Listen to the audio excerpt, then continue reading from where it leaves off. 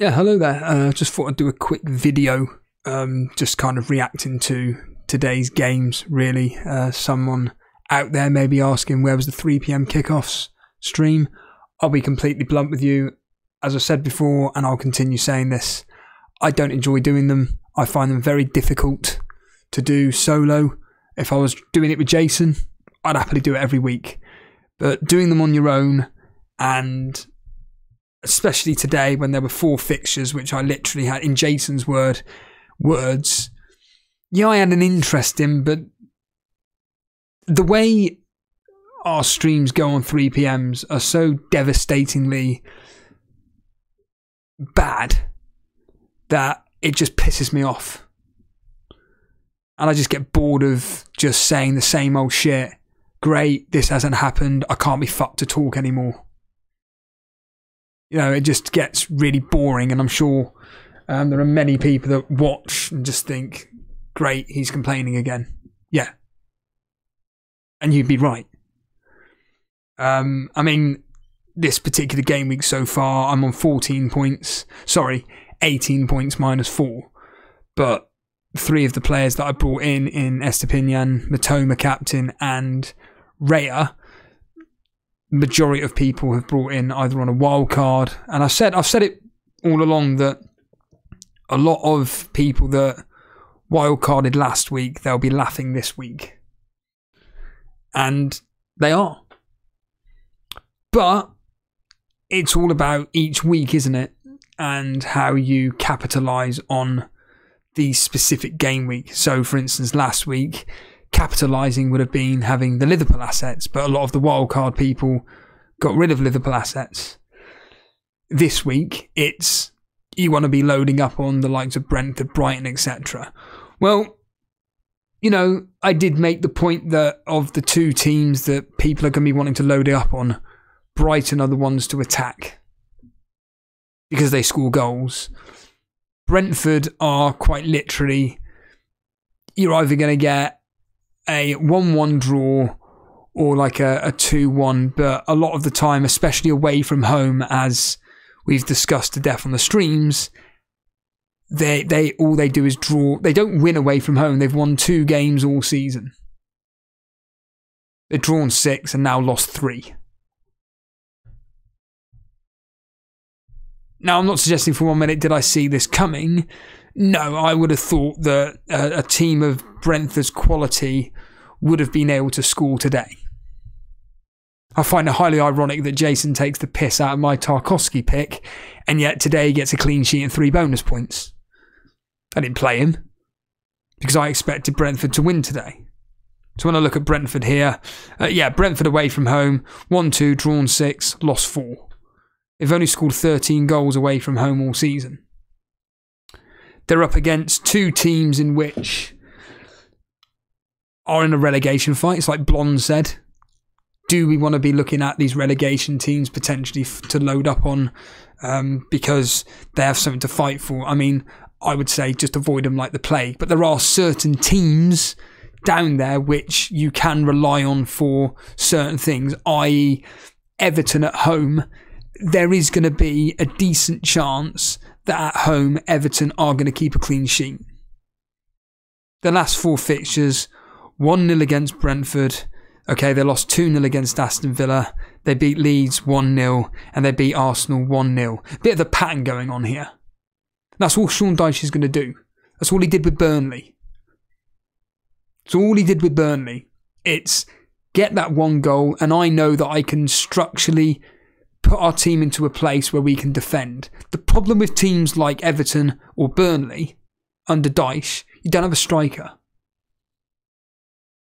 If we get a goal, it's by luck.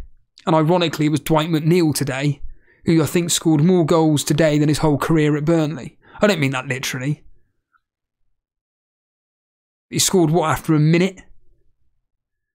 Obviously, I don't know what happened in the game, but certainly seeing the result as 1-0, I think Everton did quite well, my understanding is, against Brentford today. I mean, Raya made or has got 5 saves to his name.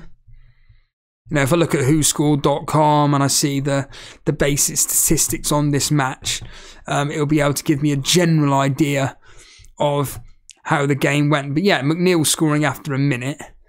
Possession-wise, 66% possession for Brentford, as expected. Everton had 13 shots on goal, 6 of them on target, one of them being scored. Brentford, on the other hand, had 12 shots, 4 of them on target. And I've seen it all before under Burnley, so certainly having an Everton asset, in my case it was Tarkowski. Like I said, I know I didn't play him, but certainly if people are targeting these potential relegation teams, Everton are someone to look at when it comes to home fixtures only. They may get the odd clean sheet away from home, but predominantly you're looking at home. I mean, obviously earlier in the day we had Bournemouth scoring as predicted. But what I didn't envisage is Liverpool not scoring. Okay, Salah missed a penalty, yeah, it went miles wide, we get all that, but he scores the goal in the 70th minute. What was it, in the 70th minute, the penalty he missed? He puts that in the back of the net. How do we know that Liverpool don't come back and win 2-1? Billings scoring after the 28th minute. And Gakpo did start today. I'm grateful he didn't do anything, but possession, 69% in favour of Liverpool. Liverpool had 15 shots, 6 on target. Gakpo had 2 shots. Salah had 2 shots. In fact, the whole team, apart from Elliott, had a shot. Now, whether it was blocked or not, whoscored.com have got it in front of me that every single player for Liverpool, barring outfield player, barring Elliott, had a shot on goal.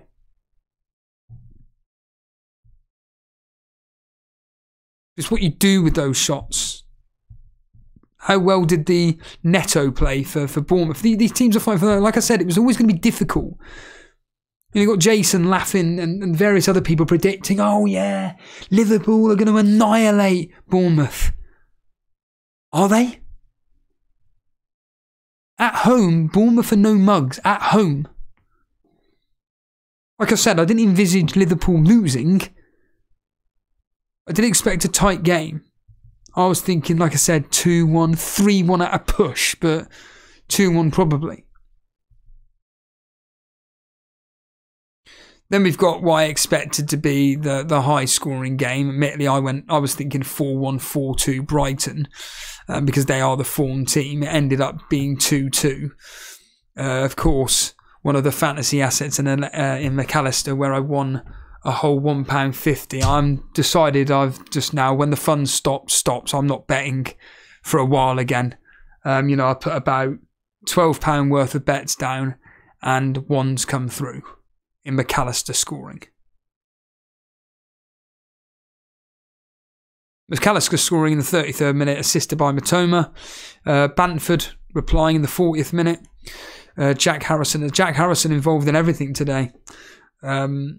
Assisting Brentford. Then it was an own goal in the 61st minute, and then Gnotto assisting Jack Harrison, making it 2-2.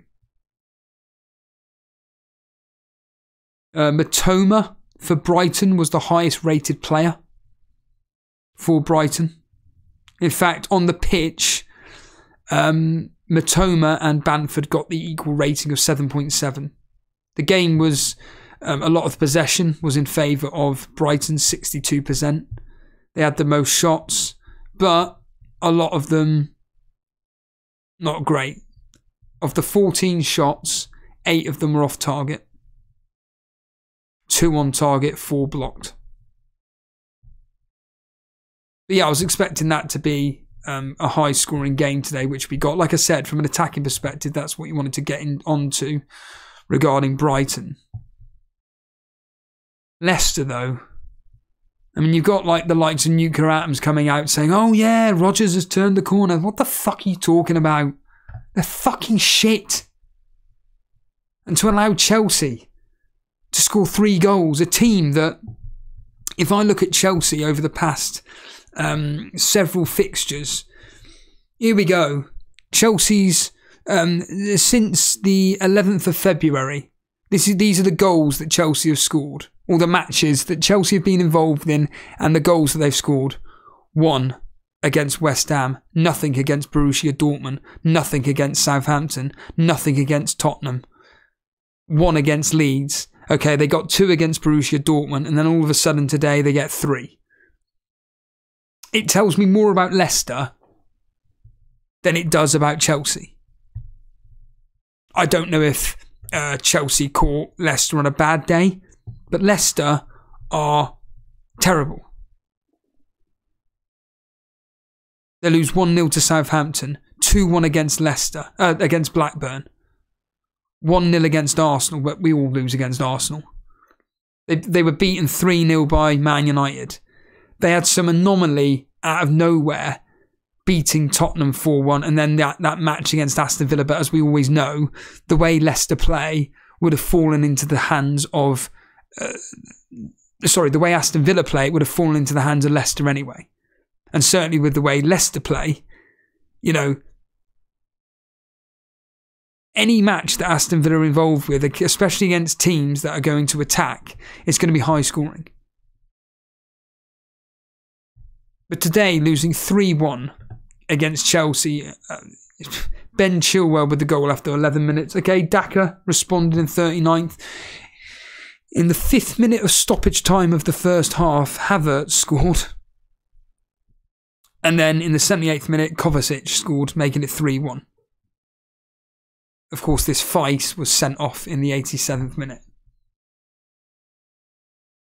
I thought they were turning a corner with Maddison. I thought now Maddison's back. Leicester are going to be winning every single game. Not going to be conceding anything. They're going to be prime. They lose 3-1.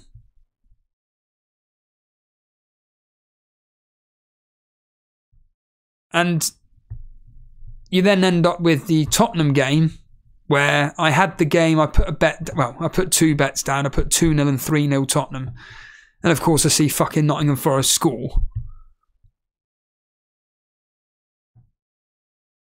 Of course it's Harry Kane that comes through, 2 goals, one of them being a penalty. And a lot of people, especially in the moderator league, but there are a lot of people that own Harry Kane in the various leagues we're all in and everything. Of course he pops up. So for me, Harry Kane this Saturday is the rank killer. Lots of people in the moderator league, as an example, have got Harry Kane. Well, certainly ones around me anyway. You know, 10 points plus the 3 bonus. So 13 points. And then Son getting a 3rd goal before Joe Worrell getting a consolation goal. And again, Nottingham Forest shipping goals again away from home. And Jason, oh, it'll be a tight game, you know. Again, what you on about? Like, yeah, I again, based on the way Tottenham have been playing at the moment, I wasn't expecting there to be an absolute annihilation. But, you know, when you look at that scoreline and maybe some of the statistics and everything like that, Tottenham with 55% possession, 15 shots on goal, 7 of them on target. Seems to me that Tottenham had a bit of fun today.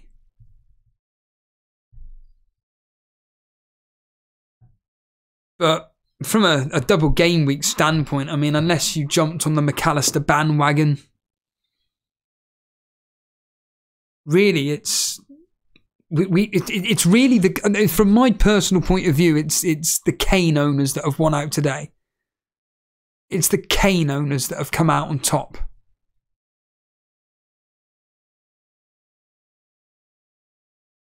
Now, we've obviously got this game coming up now, Crystal Palace versus Man City. I see that De Bruyne and Mahrez have been benched, which obviously for Jason's sake, I'm going to assume they're both going to come on.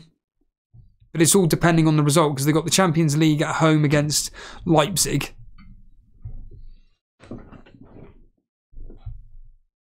And then I believe it's their game against us. Yeah. So they've got 4 matches in a row at home. Leipzig, Burnley, West Ham, Liverpool. Well, I know we're playing extremely well at the moment, but I expect Man City to absolutely destroy us 2, 3, 4, 5-0. Depending on the kind of team that Pep Guardiola puts out there, but I'm a bit concerned about that match. But yeah, Leipzig, Burnley, and then Liverpool. Sorry, because the West Ham game's postponed, isn't it? And obviously the Burnley game's in the FA Cup. But the fact that Kevin De Bruyne and Mahrez have benched, depending on how this match goes now, you know, if they're comfortably winning, Mahrez and De Bruyne are staying on the bench.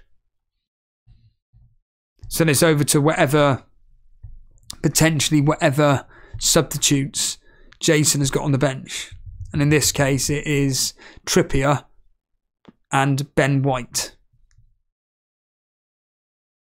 The irony is, of course, is that his third bench is Gnotto, who got an assist today.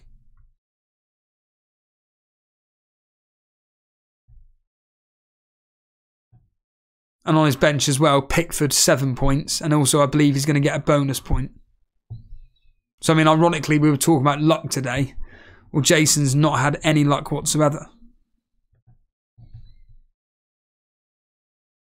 But certainly, as I keep stating, with the double game week continuation into Wednesday, depending on how, like I say, Crystal Palace at home are a different beast. Away from home, you know, I think Brighton should come back and beat them. I think they'll win.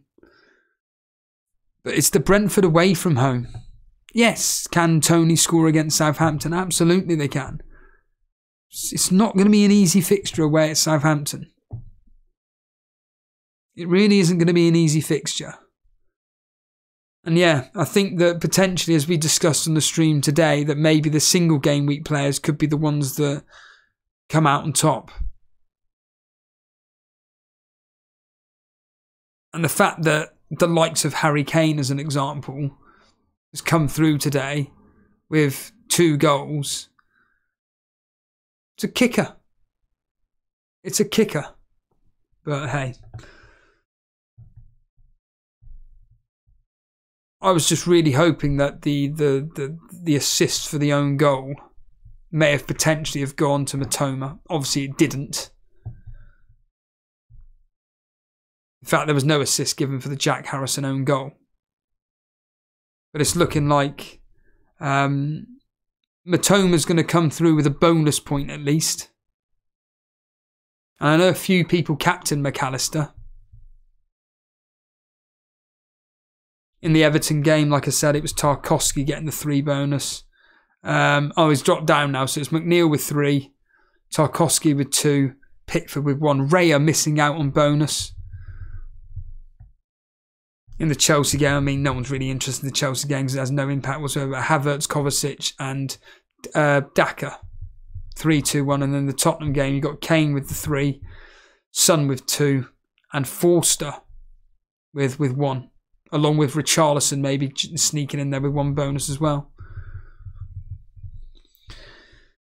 Yeah, anyhow, on that note, I'll leave you to it. Enjoy the Man City. What did I say? What was it? 2-0, I think I said.